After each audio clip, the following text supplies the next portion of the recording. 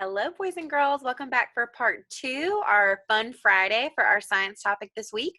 Remember, we are talking about our 5 senses and the properties of objects, as well as the 3 states of matter. So let's do a quick review before we jump into our really exciting and really tasty experiment today, okay? So what are our 5 senses? We have your eyes, your sense of sight, your nose, your sense of smell, your mouth, your sense of taste, your ears, your sense of hearing, and your hands, your sense of touch. Very good, boys and girls. So back on Wednesday, I asked for you to find an object that you have a variety of, like cereal or crackers or toys, and classify those. Did you find anything that you could use your 5 senses on? If you did, you're an awesome scientist. If not, that's okay. Maybe you can do it after this cool experiment today. Also, let's go over our 3 states of matter. Remember, every object that has matter, that takes up space and has a mass, has matter to it. So we want to talk about those objects, and that's what we're using to describe our properties and our phases of matter. So our 3 states of matter are what? Solid, liquid, gas. Very good. So remember, a solid has its own shape. It does not need any help. We can hold it. It has its own shape. It is its own object, and usually we can hold it. But remember, not all solids are hard. Some of them can bend. Some of them you can pull or stretch. Remember, we talked about Play-Doh is a solid. Even though you can stretch it and bend it and rip it, it is still a solid. You have a spoon is a solid, or your bed is a solid. So anything that you see, most things around your house are probably solid. And our second one was liquid. Now, what do we remember about liquid? Remember, a liquid is really cool. It takes the shape of its container. So remember, we talked about some examples of liquid would be water, milk, oil, honey, juice. Remember, all of those are types of liquid, things that take the shape of whatever container it's being poured into. Because remember, if a liquid does not have a container, if it does not have a place to go, then it is not going to have a shape. So remember, your liquid is going to look like whatever container that you put it in. So if it's tall, or if it's long, or if it's short or fat, your liquid is going to form almost like its body. It's going to form its body around, and it's going to take the shape of your container. And our last state of matter is gas. Very good. So remember, gas is really cool because it spreads and spreads until it fills the space that it's in. So if it's in a small space, it's going to keep expanding until it stops. If you're in a large space, it's going to just keep expanding out and out.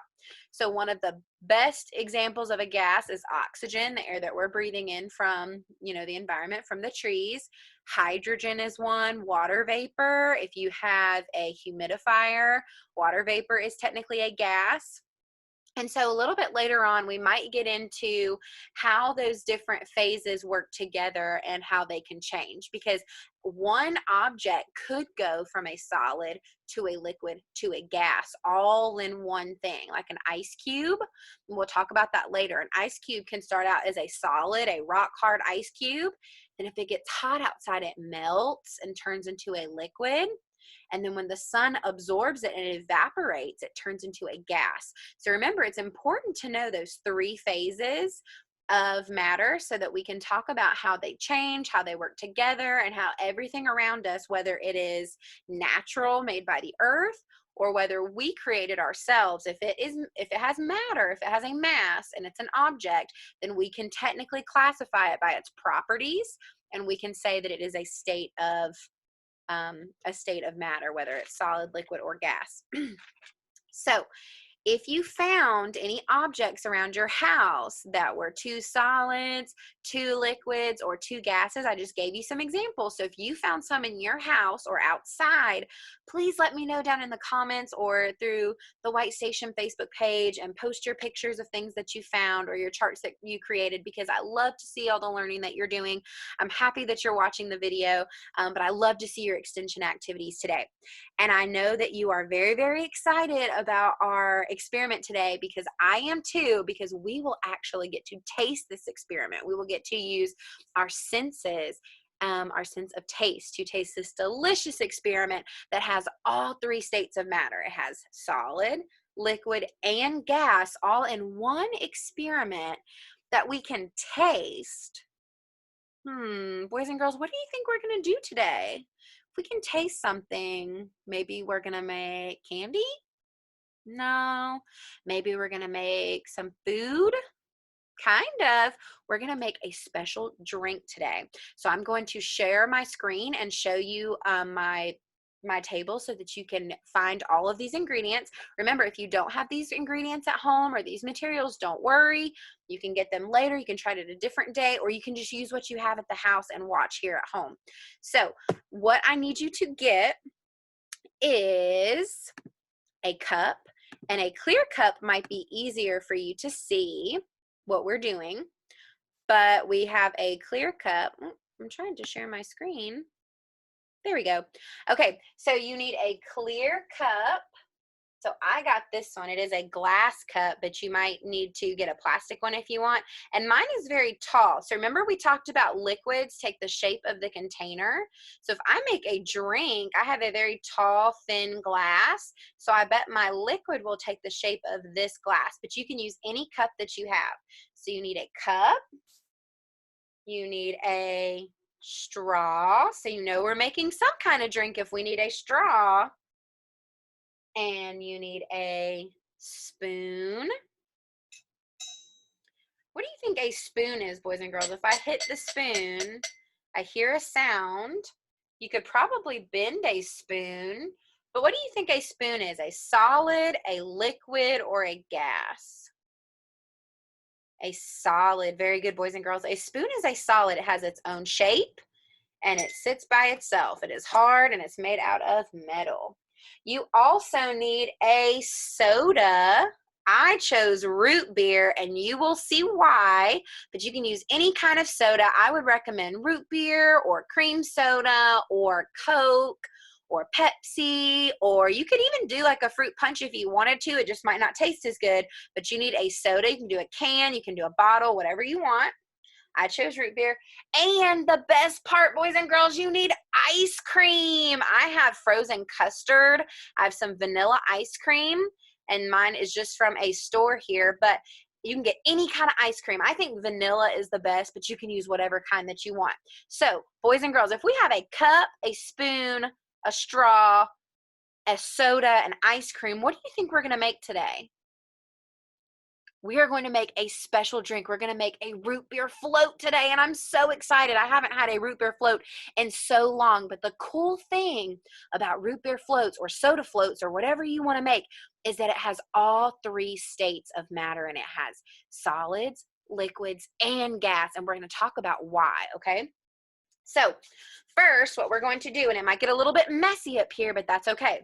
First, and you might need your parents' help to help you so you don't make a big mess in the kitchen. So if you need to pause this video to go get your materials, pause it now and jump back in when you're ready to go. All right, are you ready? Here we go. I'm ready to jump in. I'm going to take my glass. Remember, our glass is a solid. It has its own shape. So I have a glass, and I also have my soda. So what I'm going to do is I'm going to open up my ice cream. This is technically custard, but so you can see some of it around the outside. I left it outside to be a little bit easier to scoop out in this video, but if you look at this ice cream, I'm hitting it. What do you think the property, the state of matter is this ice cream in right now? Is it a liquid where I can drink it? Is it a gas that is expanding, or is it a solid that has its own shape? Okay, this one is a solid. I know some of it is melting.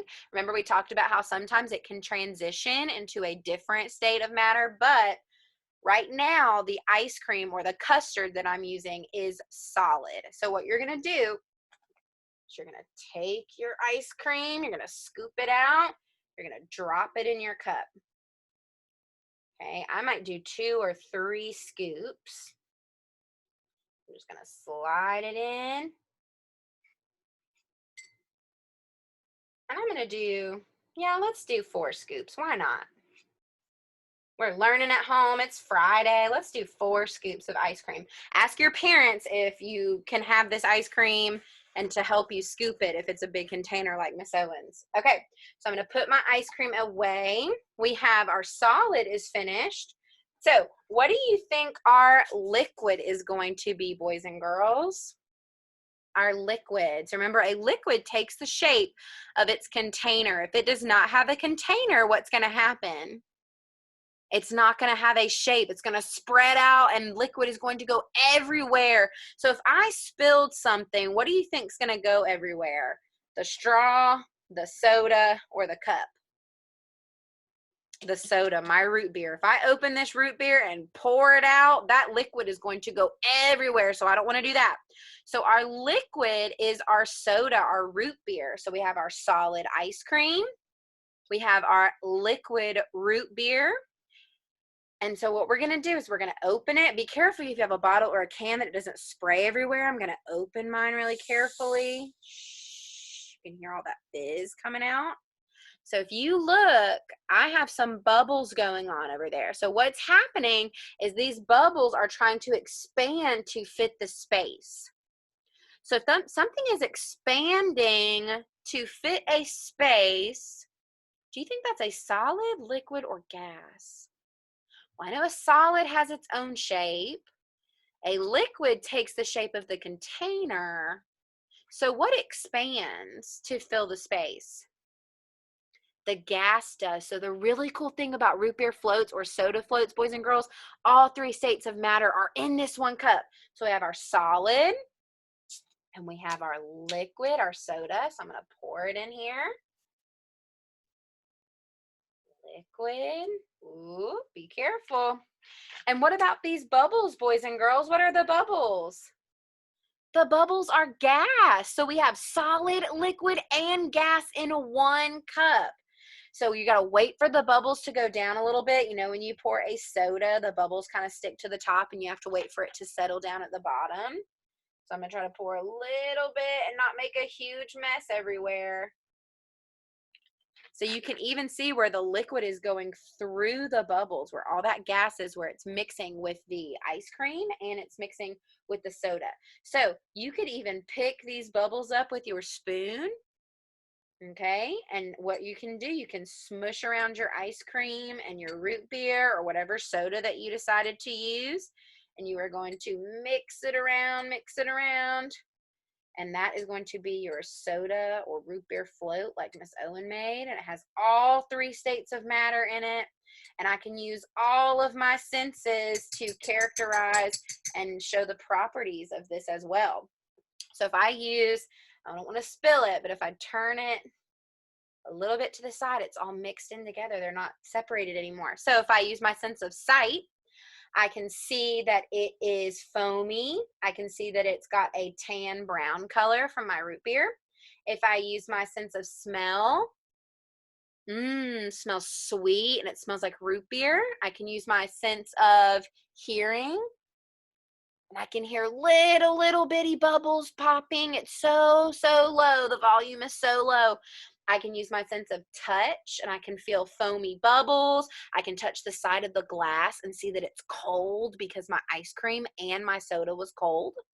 And my favorite part of this experiment, boys and girls, is that you can use your sense of taste and you can taste your delicious experiment. So I'm going to taste mine. You might have to stir it a little bit because when the ice cream starts to melt and it starts to turn into a liquid, it's going to make it taste even better. So we're going to mix it up together and I'm going to use my sense of taste, my last of my senses, to see if we made a good experiment. So good, boys and girls. I hope that you have stuff at your house to make this root beer float or some version of your own root beer float. If you do, please send a picture or a video of you making it. I would love to see your delicious experiments, and I will see you next week for a new topic in science. Bye, boys and girls.